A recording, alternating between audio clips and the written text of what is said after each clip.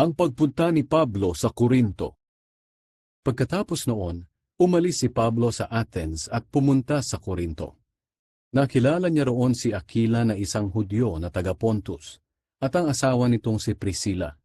Kararating lang nila galing sa Italia, dahil may utos si Emperador Claudius na ang lahat ng Hudyo ay dapat umalis sa Roma. Dinalaw ni Pablo ang mag-asawang ito sa kanilang bahay. Pareho silang manggagawa ng tolda, kaya nakitira na siya sa kanila at nagtrabahong kasama nila. Tuwing araw ng pamamahinga, pumupunta si Pablo sa sambahan ng mga Hudyo para makipagdiskusyon, dahil gusto niyang sumampalataya ang mga Hudyo at mga Griego kay Kristo.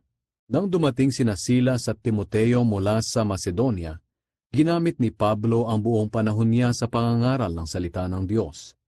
Pinatunayan niya sa mga Hudyo na si Jesus ang Kristo, pero kinontra nila si Pablo at pinagsabihan ng masama. Kaya ipinagpag ni Pablo ang alikabok sa kanyang damit, bilang babala laban sa kanila. Sinabi niya, "Kasalanan na ninyo kung parurusahan kayo ng Diyos. Wala na akong pananagutan sa inyo. Simula ngayon, sa mga hindi Hudyo na ako mangangaral."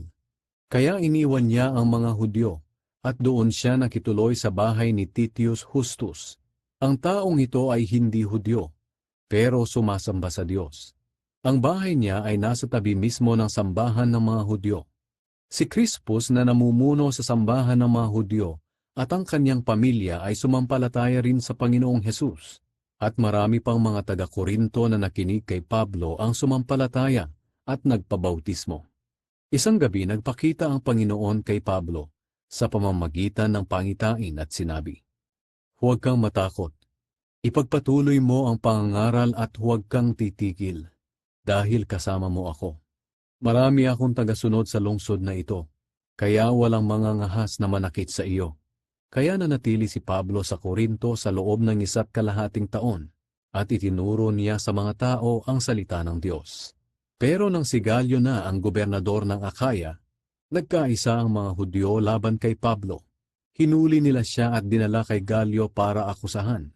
Sinabi nila, "Hinihikayat ng lalaking ito ang mga tao na sumamba sa Diyos sa paraan na labag sa ating kautusan." Magsasalita na sana si Pablo, pero nagsalita si Galyo sa mga Hudyo.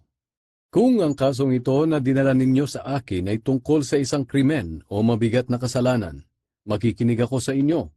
Pero tungkol lang ito sa mga salita, mga pangalan at sa inyong kautusan. Kayo na ang bahala riyan. Ayaw kong humatol sa ganyang mga bagay." At pinalabas niya sila sa korte.